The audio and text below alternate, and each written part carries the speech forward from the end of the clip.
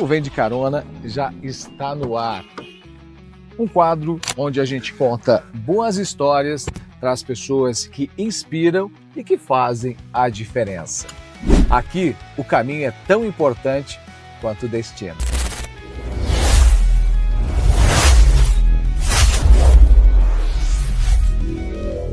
O Vem de Carona tem o patrocínio da Kaiô Mitsubishi Motors de Chapecó. Tecnologia, conforto e performance para você ir ainda mais longe. Aperte o cinto que a conversa já começa. E o nosso quadro Vem de Carona de hoje já está no ar. Estou recebendo aqui Alessandro. Que prazer recebê-lo aqui no Vem de Carona para a gente falar um pouquinho da tua história. O Alessandro é engenheiro civil, é sócio proprietário também da Geolote, uma empresa parceira das minhas redes sociais, onde a gente sempre traz alguns produtos. Mas a ideia é conhecer um pouco da sua carreira, conhecer um pouco da sua trajetória, da sua história. Eu sempre digo que são as histórias que conectam as pessoas. E muitas vezes você olha um empresário, você olha um profissional bem sucedido, mas você não consegue enxergar a trajetória desse profissional, né? E a gente sempre aprende com a trajetória dos outros. Seja bem-vindo aqui ao Vem de Carona. Muito obrigado, Justinei. O prazer é todo meu. A gente contar um pouquinho da tua história. Isso. A bordo de um Mitsubishi, gente, em nome da Kaiô Mitsubishi Motors de Chapecó, sempre trazendo histórias aqui para conectar você.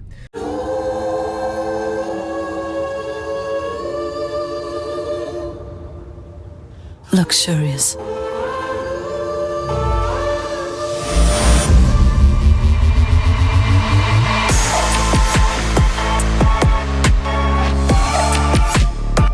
O mercado de luxo tem um novo protagonista. Chegou o Outlander, o híbrido carregado de luxo. Alessandro, vamos lá. Você é natural da onde? Sou natural de Guaraciaba. Guaraciaba, que pertinho. Isso. Morava no interior, né? Aos 4 anos me mudei para a cidade. Lá em Guaraciaba. Teve toda a tua infância foi lá ou não? Toda a minha infância foi lá. Foi em Guaraciaba. Nasci em Sete Flores, depois mudei para a cidade. Olha só. E como é que foi a sua infância? Mesmo que na área urbana, né?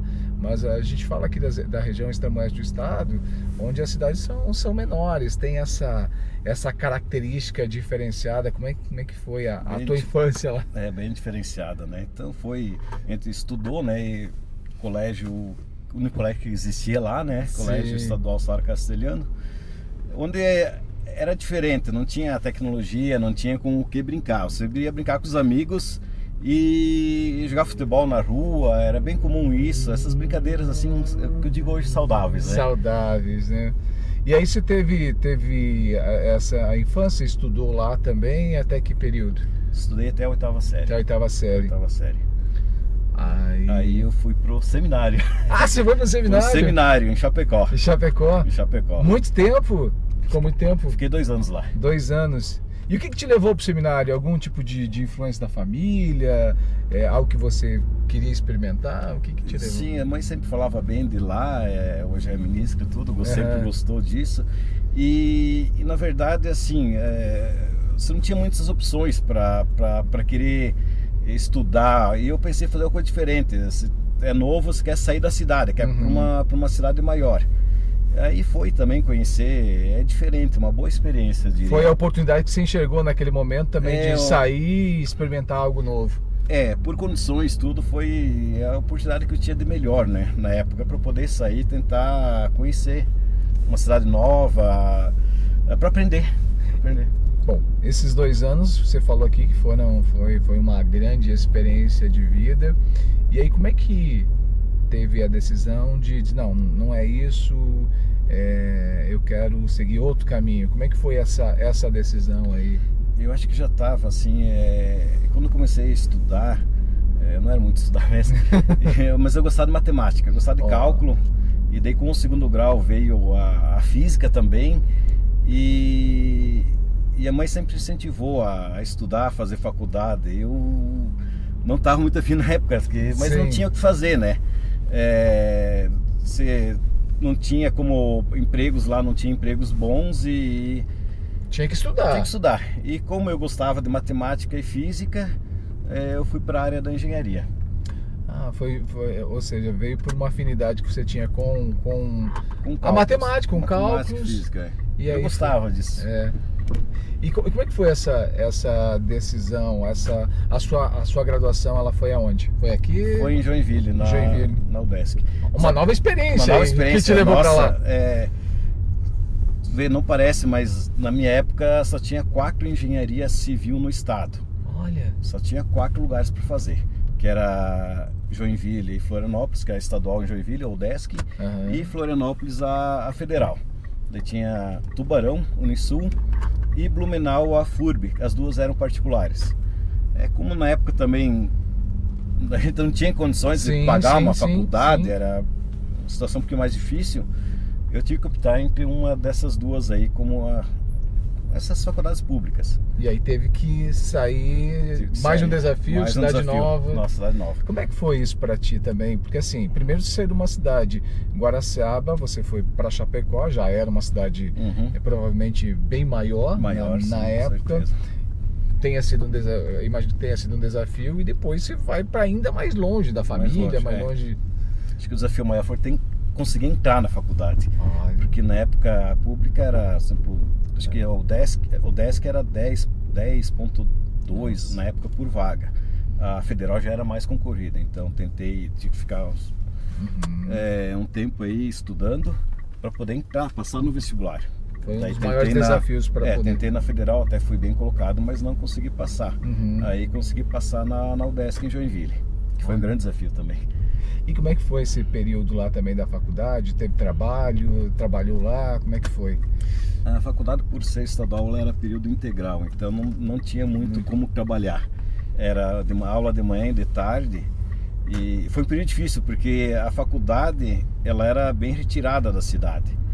E eu, por economia, por praticidade, fui morar próximo à faculdade. Então, para ter uma ideia, onde eu morava da faculdade dava 1,5 km, 2, aí você ia a pé, mas é um bairro novo que surgiu, e em 1995 para você comunicar em casa era orelhão, era naquela época lá mercado, e o mercado, orelhão, tudo onde tinha mais centralizado, era tudo também nessa faixa de 2 km longe. Então era o que tinha pra época. E bom, aí você fez toda a sua formação lá, na sequência já voltou para cá, como é que foi? Quando eu me formei é uma época bem assim conturbada de trabalho, uma crise meio que nacional, não tinha tantos profissionais, mas também não era muito regularizada, não era todo mundo que fazia projeto, e não só eu, como todos os meus colegas aí, Joinville já não tinha mais muita chance de trabalho aí, até para conseguir estágio estava difícil. E estudando, analisando até com professores, com pessoas, eu acabei voltando para minha cidade, para Guaraciaba. A perspectiva até era melhor, porque tinham mais cidades, então mais prefeituras, mais chance de trabalhar aqui do que lá. E acabei voltando para cá, sondando as cidades, ver onde que eu ia trabalhar, onde eu poderia achar uma oportunidade de emprego. São Miguel, procurei os construtores, ninguém estava contratando ninguém mais. Mais um desafio, né? Porque você buscou fazer a faculdade e pensando que a faculdade te abriria um monte de portas. E naquele momento você só pensava em passar e sair da faculdade. Achando que depois que eu me formei, porque Joinville, a faculdade estadual era muito difícil, era bem... os professores cobravam muito. Bastante. Então, você está preocupado em passar. E depois que você passou, veio o problema, cara, agora vou fazer o quê? Vou trabalhar aonde? Nossa! Então, mais um desafio. E aí quando você chegou aqui, com toda essa dificuldade também de entrar no mercado de trabalho, especialmente na sua profissão, aí aonde que você conseguiu se encaixar ali? Eu, como eu falei, estava procurando aqui e também ia procurar na época o Mato Grosso estava crescendo, mas já tinha se desenvolvido bastante. Então eu procurei, tinha uma colega minha que era arquiteta lá, por exemplo, Sorriso, quando eu chamei ela estava em 5 ou 6 profissionais lá em toda a cidade. Como eu não tinha me formado e demorou mais ou menos um ano para me formar, eu liguei novamente lá, já estava em 25. Então o progresso lá também trouxe bastante profissionais. Estava estudando outras cidades. Aí surgiu a oportunidade de trabalhar em São José do Cedro. E aí você foi para uma empresa, montou negócio ou ainda não? Eu fui para uma empresa como sócio da empresa, porque esse empresário que tinha lá já tinha 2 obras para fazer, obras públicas. Então acabei indo para lá, mas fazendo a obra sem muito giro também acabou não sendo muito viável, vantajoso. Olha só, é isso que eu falo, né? Às vezes as pessoas olham o profissional, olham o empresário. Hoje você, dono de um grupo, né, sócio de um grupo tão grande, com tantos clientes já, não imagina todas essas dificuldades para fazer de fato as coisas acontecerem. E aí, depois disso, você me falava também dias atrás, a gente conversava em outra oportunidade, que trabalhou também como servidor público, é isso? É isso que eu até agora ia chegar no ponto. Então a gente teve uma experiência aí que era difícil, né? Sem giro, você bancar a obra para depois receber a obra pública, era muito difícil. E já estava pensando novamente em uma outra cidade para poder recomeçar. Aí surgiu uma vaga na prefeitura, um concurso público, e que daí eu passei, né? Fui isso lá em São José do Cedro. Era meio período, foi uma maior alegria que tinha, né? Porque todo mês tem um salário, me deu uma estabilidade. Foi muito bom isso. Que bacana, e uma experiência nova também. Sim, e a prefeitura me abriu portas porque você já tinha que fazer, você já tinha contato com as pessoas, aprendi muito. Foi um desafio também, porque eu não tinha experiência nenhuma. Sim. O engenheiro que estava antes, que era o Paulo, também me ajudou muito, me auxiliou muito no começo, aí tenho que agradecer muito a ele também. Então, a gente sempre encontra parceiros, pessoas que fazem parte da nossa caminhada, isso, né? São importantes. Sempre encontro. Bom, e aí, depois disso, você quanto tempo você ficou no serviço público? 12 anos. 12 anos? 12 anos. Uma boa caminhada. Boa caminhada. Como esse concurso público, ele dava opção meio período, você poderia ter o escritório também fora, aí foram aparecendo outras oportunidades de trabalho. Nesse meio tempo também fiz uma pós na área ambiental, comecei a fazer os projetos ambientais também, na região toda. Aí fui atuando em várias áreas, projeto de construções, preventivo de incêndio. Cidade pequena tem que fazer um pouco de tudo, Um pouco né? de tudo. É. Falava inclusive dias atrás com o nosso último entrevistado, que foi o próprio Dr. Gustavo Poleto. Ele falava justamente sobre isso. Em cidades menores, nem sempre você consegue fazer só aquilo que você gosta na sua área. Você precisa fazer um pouco de tudo, né? Não é que nem uma cidade grande que você consegue focar focar só numa área. Teve colegas meus que ficaram em Joinville e conseguiram focar numa área só. E que bacana. Bom, hoje você é empresário, né, sócio de um grupo reconhecido já pelo trabalho que presta, com parceiros, é claro. Mas como é que, antes da gente falar um pouco da Geolote, que hoje é um grupo de empresas, se você olhar para trás, assim, fazer um comparativo do serviço público para a atividade privada, é muito diferente? É bem diferente aí. Eu digo que o serviço público ele exige muito porque você tem uma regra para seguir. Não é o teu dinheiro particular que tu pode gastar a hora que tu quer, fazer como quer. É um dinheiro público também, né? Então você tem que orçar bem, você tem que ter uns parâmetros para orçar, tem que licitar, é tudo bem burocrático, muito, e cada vez mais. Nessa caminhada toda, você falou aqui pelo menos inúmeras que no olhar da gente foram dificuldades. O que foi mais difícil para você nessa trajetória até aqui, por exemplo, você olhando como profissional da decisão, das decisões, né? Porque foram muitas decisões que precisaram ser tomadas. O que foi mais certas, outras erradas, né? Que é natural, né? Da caminhada. Foram bastante decisões difíceis, assim, não digo difíceis, né? Mas por exemplo, quando saí da prefeitura também, eu já fazia um tempo que eu queria sair porque eu não conseguia mais conciliar o trabalho particular e o trabalho da prefeitura. E a gente pensava sempre atrás, né? Que a prefeitura me deu essa estabilidade. Eu demorei até muito para sair porque o medo, né? O medo de perder a estabilidade. Daí comecei até chegou um momento que eu tinha que optar, não tinha mais o que fazer. São escolhas, né? Que toda escolha, você ganha algo e perde algo. Sim. Isso é natural, né? E o serviço público, por muitos anos, ele foi como uma grande referência de estabilidade. Sim.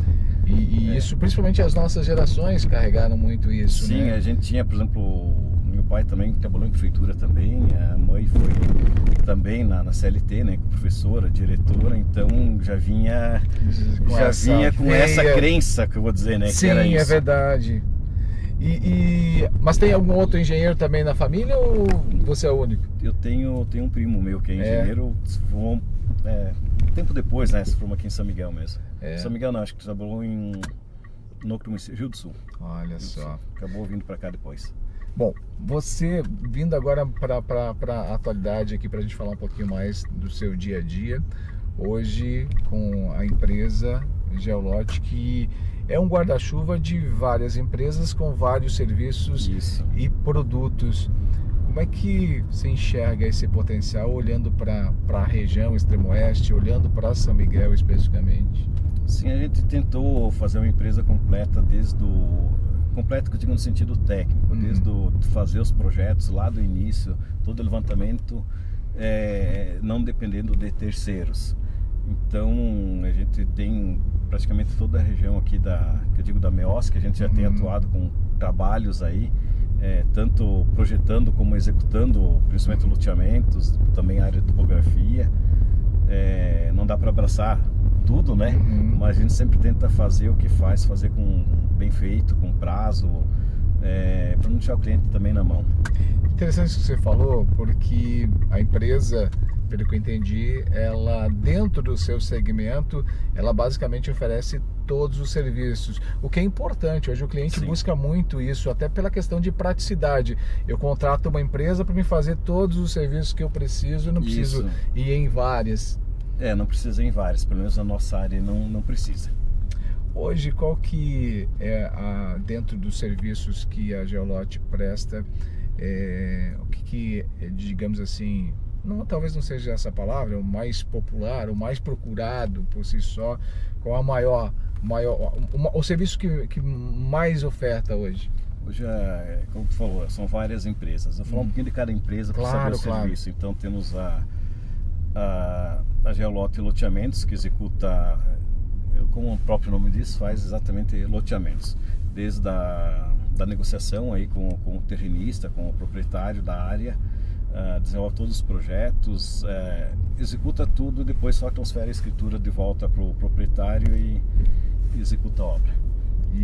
Temos a Geolote Topografia, né, que é toda a parte de georreferenciamento, tanto urbano, rural, medição, faz serviços inclusive de levantamentos topográficos para a execução dos loteamentos. E tem uma terceira empresa também, que é a Titula Brasil, que faz a parte de REURB.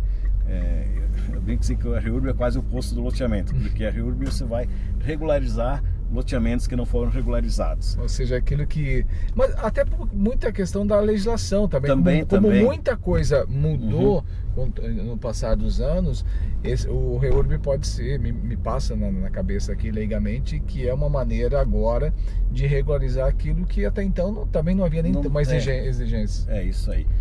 A REURB então não é, a nossa região até não tem tanto, mas atua, por exemplo, pode atuar em todo o Brasil. Todo o Brasil está atuando, por exemplo, Paraná, Santa Catarina, Litoral Catarinense, aqui na nossa região, Rio Grande do Sul também.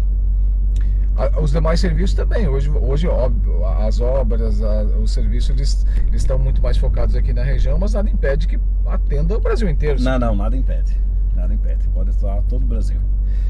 Falando aqui de legislação, muita coisa mudou desde a sua formação até hoje, olhando assim num olhar mais amplo?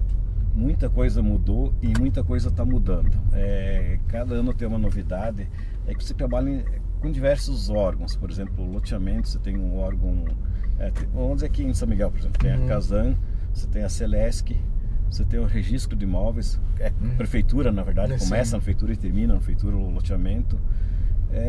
Tem inúmeros órgãos, órgão ambiental também, né? Então são várias etapas e vários órgãos que você tem que aprovar.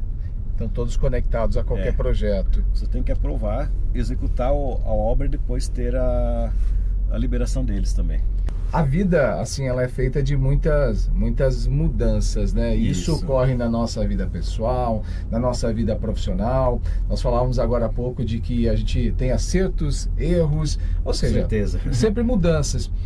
Trazendo aqui para a realidade da Geolote, a Geolote teve uma pequena, não é nem mudança, mas teve uma certa alteração agora há pouco. Muita gente conhecia a Geolote pela Solos e de repente virou Geolote. Como é que foi essa incorporação? Como é que nasceu? A Solos é Geolote? Como é que a gente explica isso? Hoje a gente trabalha mais com Geolote, mas a Geolote nasceu dentro da Solos. Como eu falei do meu trabalho e tudo, quando a gente começou e quando eu vim para São Miguel, eu já era sócio do Cleberton em outra empresa, né? Então a gente tinha alguns loteamentos para fazer ele tinha os dele também, então vamos juntar junto. Eu já estava em São José do Cedro, ele acabou vindo para São Miguel. Até já tinha sala, tudo aí. Acabamos. Também foi uma decisão difícil, né? Você sair da tua cidade, que você está estabilizado, vamos dizer, na zona de conforto, e ir para outra cidade, praticamente recomeçar.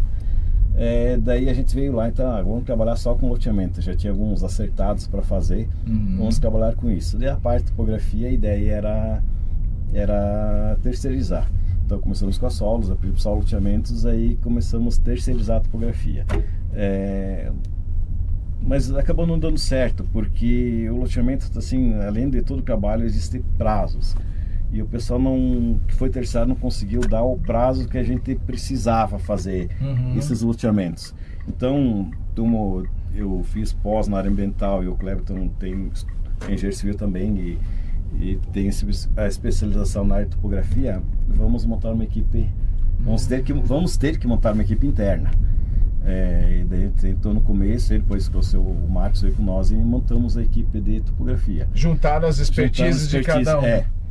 Daí começou a fazer para nós e começou a fazer um trabalho bom, bem feito, diferente, né? Bem tecnológico aí, bem atualizado. E aí começamos a fazer trabalhos para terceiros. Aí também tivemos que montar aumentar a equipe. E foi pelo sentido lógico, como eu não trabalho em topografia, não, vamos ter que abrir uma outra empresa, até por questões contábeis, tudo, vamos ter que fazer duas empresas. Aí vamos criar um novo nome, né? O que a gente faz aqui? O que faz a topografia? Georreferenciamento, que é o que está sendo agora. O que a gente faz aqui na Solos? Loteamento. Aí saiu o nome Geolote, que seria georreferenciamento e loteamentos. Foi pesquisado, não tinha nenhum nome assim parecido aqui na nossa região, e uma pesquisa todo o Brasil, né? A gente manteve esse nome. E aí também, para não trabalhar com dois nomes que são de mídia, tudo, e como era um nome único, Geolote, a própria Solo já tinha muitos nomes similares aqui na região, a gente optou por esse nome Geolote aí. Que legal! E aí a Geolote hoje engloba todos os serviços. A Solos, que antes iniciou com um serviço, acabou sendo integrado ao grupo Geolote. Isso. E que hoje o mesmo serviço, a mesma qualidade, os mesmos profissionais trabalham, mas num formato de grupo, cuidando de toda essa parte. Toda essa parte, isso. Então temos a Geolote e Loteamentos, a Geolote e Topografia, que áreas similares, né? Mas um ajuda o outro aí, vamos dizer que uma empresa integrada a outra. Que bacana, que importante falar um pouquinho sobre isso, porque muita gente conheceu a Solos e deve pensar, pô, mas cadê a Solos? A Solos está dentro da Geolote, fazendo o mesmo serviço. Mesmo serviço, tudo. Com aquela qualidade que você já conhece. A gente justamente achou melhor dessa maneira de fazer esse nome. Quando a gente foi fazer a mudança de endereço, então a gente estava numa sala do segundo pavimento e aí foi para uma sala térrea com mais visibilidade e tudo. Então agora é hora de optar mesmo para Geolote e e expandir ainda mais os negócios aí. Que bacana. A gente fechar também o nosso bate-papo aqui, eu achei importante a gente falamos aqui dos serviços da empresa, falamos sobre a abrangência. Eu gostaria que você deixasse também uma mensagem para quem nos assiste, já que o objetivo é conectar as pessoas. A gente sabe que hoje nós temos uma legislação que precisa de atualização, muitas delas têm se atualizado bastante, nós temos também a tecnologia a favor. Como o profissional lida com tudo isso? Você tem que estar sempre aprendendo, sempre estudando, você nunca vai saber de tudo, sempre procurando usar a tecnologia a seu favor e se atualizar em tudo, tanto nas legislações como técnicas, normas também que mudam, a maneira de fazer o projeto. E quanto a isso, a gente tem uma equipe técnica que está sempre atento a tudo que tem de novo. Ou seja, quando alguém contrata o serviço da Geolote, está trazendo toda essa expertise de trajetória, de estudo e de uma equipe que, assim como você, na trajetória, teve que ir se atualizando e buscando. Tem que estar toda hora atento aí, sempre se atualizando. Que bacana. Alessandro, eu quero te agradecer imensamente pelo bate-papo. Acho importante a gente trazer aqui os profissionais para falar um pouco da sua história, da sua trajetória, do que está fazendo, de como chegou aonde está, porque sempre de alguma maneira conecta as pessoas, até para conhecer, né? Sim, exatamente. Obrigado por compartilhar com a gente. Eu que te agradeço essa oportunidade de poder falar um pouquinho sobre a minha vida, a minha trajetória aqui contigo aí. Que legal, ó, não sabia que você tinha ido pro seminário, não sabia, e olha que a gente tem conversado já inúmeras vezes, né? Quanta coisa que a gente às vezes não sabe das outras pessoas e é importante porque conecta muito com cada história. Obrigado, exatamente. Sucesso! Obrigado a você. E obrigado pela parceria de sempre. Muito obrigado. Obrigadão. Gente, se você gostou, curta, compartilhe. Se você não segue a gente, siga nas redes sociais. Se não é inscrito no nosso canal do YouTube, se inscreva, porque toda semana tem um convidado aqui a bordo de um Mitsubishi contando a sua história, a sua trajetória, conectando você com esse quadro e com histórias quase sempre inspiradoras. Te espero.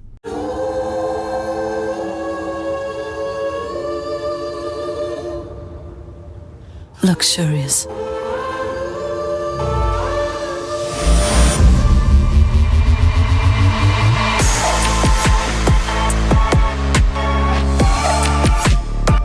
O mercado de luxo tem um novo protagonista.